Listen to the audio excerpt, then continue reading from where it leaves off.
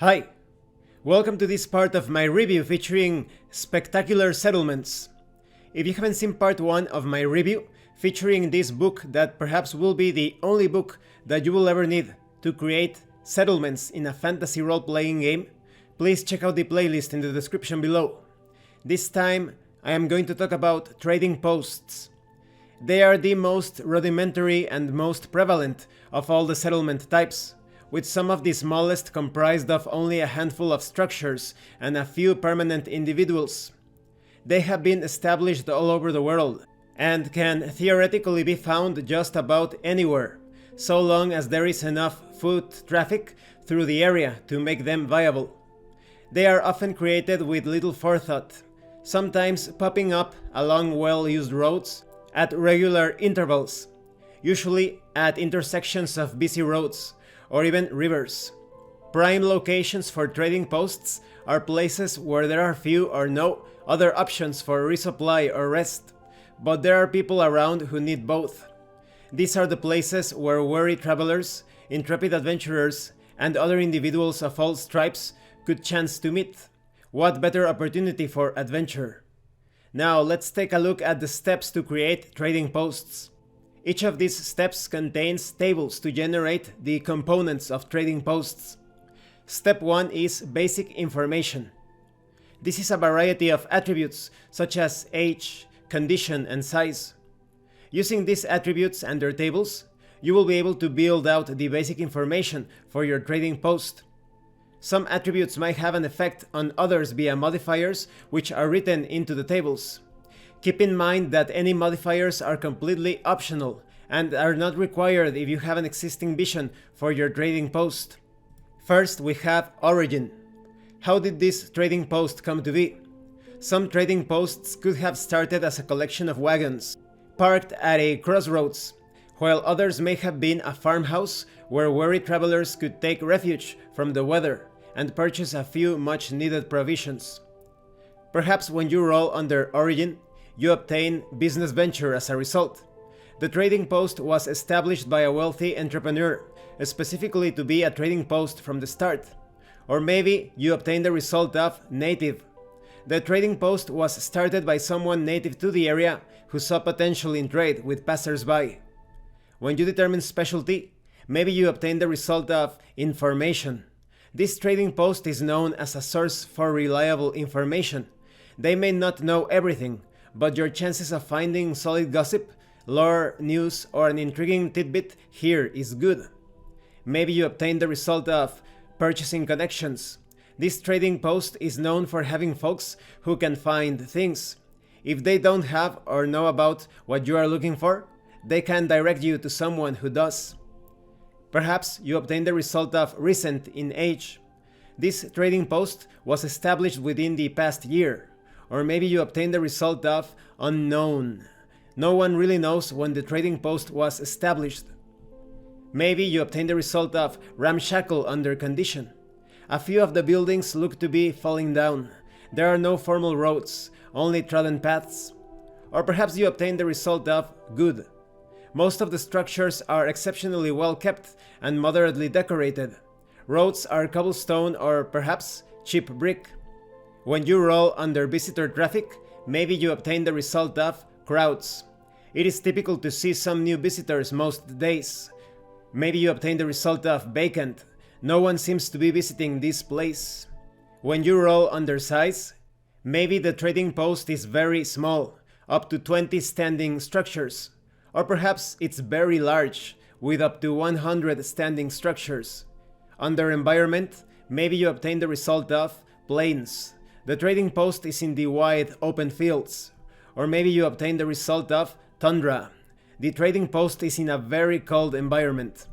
Next we have step 2, community. A trading post is nothing without its people. The population is made up of both permanent residents and visitors who are passing through. Places with lots of traffic tend to have something to offer, or be placed at key locations. You can use your trading post's population as a guide or indicator of where it might be, and what it might mean for the surrounding area. Under resident population, maybe you obtain the result of congested. Movement is difficult. Homes and common buildings are often at capacity. Or perhaps you obtain the result of sparse. There are some empty houses and businesses. When it comes to demographics, perhaps you obtain the result of only one, that is 100% primary species, or perhaps a particular race. Maybe you obtain the result of high and low. You have 80% of a primary ethnical group and a 20% secondary race or species. When it comes to disposition, perhaps you obtain the result of friendly. Locals are generally friendly, welcoming, and slow to take offense. But perhaps you obtain the result of unfriendly. Locals don't care much for visitors, looking upon them with contempt, fear, or suspicion. Under law enforcement, maybe you obtain the result of sheriff. A single sheriff and a deputy keep things civil. Maybe you obtain the result of well-equipped. Law enforcement is very common. Under leadership, perhaps you obtain the result of hereditary. A non-elected leader is in power by virtue of their bloodline. Or perhaps you obtain the result of legal counsel. Prominent members of the community were chosen to lead the trading post collectively. Under population wealth, perhaps you obtain the result of average. Most of the population have enough to live a modest life. Or perhaps you obtain the result of affluent. Nearly everyone is able to live comfortably, with a significant portion living in luxury. Under crime, perhaps you have regular crime. The streets are crawling with criminals, and a purse unstowed is almost sure to be snatched.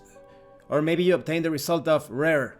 Most in the trading post have had no personal experience of crime, and no few people that have. In step 3, points of interest, you generate places of significance in a settlement. These fall into 3 categories, each with a certain priority: shops, services, and places of worship. Under shops, perhaps there are between 8 to 10 shop locations, or maybe even between 8 to 10 shop locations. Under the shops table, maybe there is a carpenter, a general store, a smithy, or maybe a rainwright. There could even be some rare shops that sell magical weapons or books. Under services, perhaps you have between 6 to 9 services.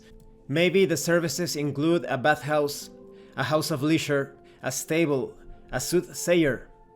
The different services could be operated by a single person or perhaps by an entire guild. You also have ways of determining the quality of the services. Maybe it's poor, or fine, or good. When it comes to places of worship, maybe you have a single altar, or perhaps a sanctuary, or even a great temple. When it comes to the fervency of local following, perhaps they are subtle. Followers of a particular faith may be identifiable, but remain very reserved. Or perhaps they are moderate. The pious are confident and unafraid to display their faith openly, but do not encroach upon the wider populace uncalled for. Or perhaps they are unseen. To those outside the following, it is not clear that the group exists. You also have tables to generate intrigue within the trading post.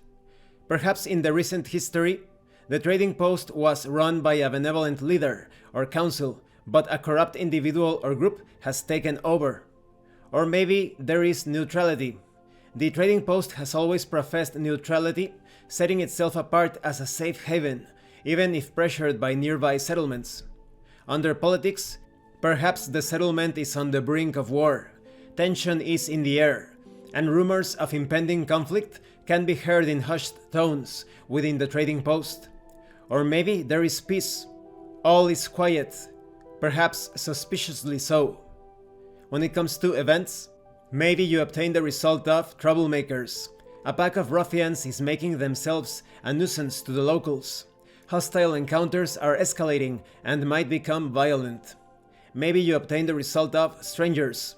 A large trade caravan just arrived, full of people locals have never seen, and some don't know what to make of them. Under opportunities, perhaps you obtain the result of monster. A monster has been causing trouble for the locals. Someone in the trading post is asking for help to deal with it. Maybe you obtain political intrigue. A locally known noble has gone missing recently. Perhaps they were traveling through and never made it to their destination. Perhaps no one even saw them leave at all.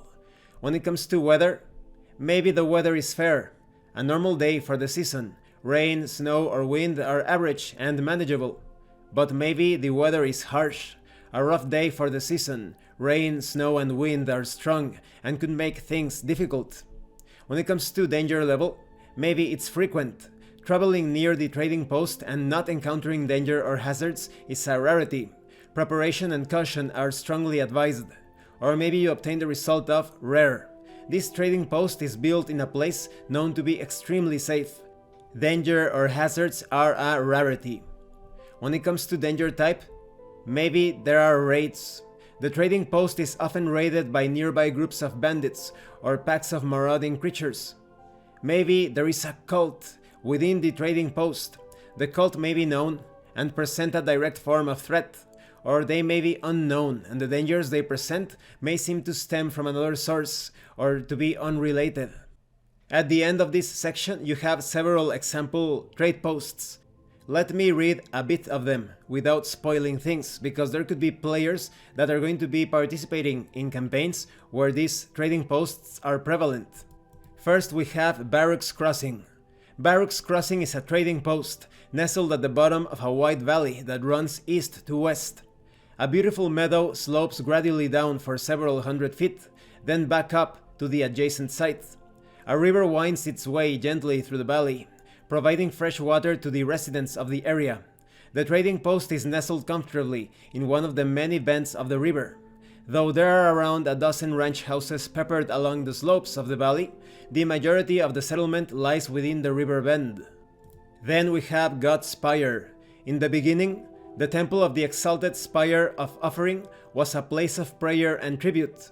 The temple lent its name to the surrounding settlement, though locals mostly called it God's Spire.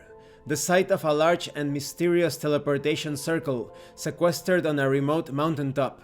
Multi-faith worshippers from all over the world would visit it to send tribute directly to the astral plane to honor their gods. Then we have Vilitharnia. Hidden deep within a forest full of dangerous monsters, Vilitharnia is a trading post only accessible to the most experienced adventurers, as well as anyone with enough coin to hire an escort there. The entire settlement is magically built into several huge redwood trees, some with trunks as wide as 40 feet in diameter, scattered around a large clearing. At the very center is the largest of them, the heart of Vilitharnia, a house of leisure called Vilis Sanctuary. And these are just a few of the complete trading posts detailed in this section. This concludes this part of the review. In the next part we are going to take a look at villages. As you can see, this is a very complete section when it comes to trading posts. I didn't expect it to be just so rich, so deep, so detailed. Not only do you have all of the guidelines, elements, and tables to create your own trading posts, you also have various trading posts fully fleshed out for you to snap on into any adventure or campaign. They could serve as adventure hubs. Sometimes you have some very dangerous adventure sites and you need a place to rest and recover and to purchase some things. These are perfect for those occasions. But you could also use them as adventure sites on their own, especially because of the tables that generate intrigue. Thank you for watching this part of the review. If you have any comments or questions, please let me know. And thank you so much to those of you that have been supporting the channel by sending drive-thru RPG gift certificates. If anyone else wants to further support the channel, the information on how to do that will be in the description below. Once again, thank you, and see you later.